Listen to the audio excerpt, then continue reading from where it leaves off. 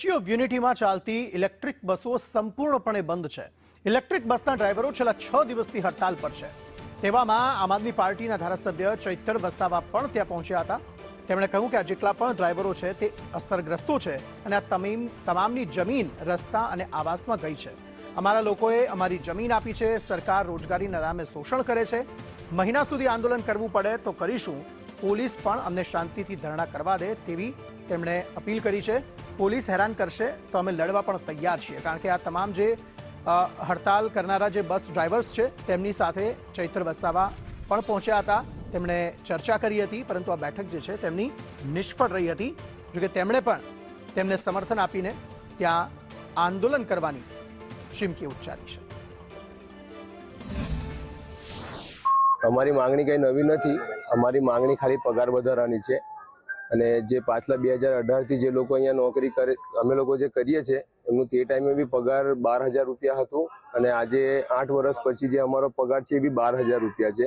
એટલે અમારી માંગણી ખાલી એટલી જ છે કે અમને પગાર વધારો મળે, એનાથી વિશેષ અમારી કોઈ માંગણી નથી। અને દર વર્ષે કંપની તરફથી અમને કંપની જે નક્કી કરે તે ઇન્ક્રીમેન્ટ આપવામાં આવે અને રજાઓના દિવસોમાં, તહેવારોના દિવસમાં જે અમે કામ કરીએ છીએ એના માટે કંપની અમને એક યોગ્ય ઇન્સેન્ટિવ નક્કી કરીને આપે, તે અમારી માંગણીઓ છે।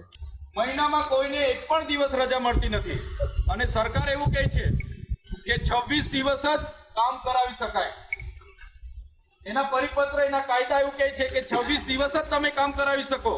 અગર 26 દિવસ પછી તમે કામ કરાવો છો તો એના ઓવરટાઈમના 2 ગણા તમારે પેમેન્ટ ચૂકવવું પડે। સરકારના ધારાધોરણ, નીતિ નિયમ એવા છે કે 20 દિવસ પર 1 દિવસની વગર પગાર કપાતે લીવ મળે, 26 દિવસ પર 1.5 દિવસની વગર પગાર કપાતે લીવ મળે। તે આ કંપની કરતી નથી અને જેપી કંપની દ્વારા 31 દિવસ ફરજિયાત કામ કરાવવામાં આવે છે। કોઈ કર્મચારી રજા માંગે છે તો એને રજા માંગવા જાય એને કાઢી મૂકવાની ધમકી આપવામાં આવે છે। બીજું કે પીએફ ફંડ, જેપી કંપનીમાં કામ કરનારા 35 વર્ષ સુધી સેવા આપનારા, 32 વર્ષ સુધી સેવા આપનારાઓ, 30 વર્ષ સુધી સેવા આપનારાઓના પીએફ ફંડ એમના ખાતાઓમાં આજ દિન સુધી જમા થતું નથી।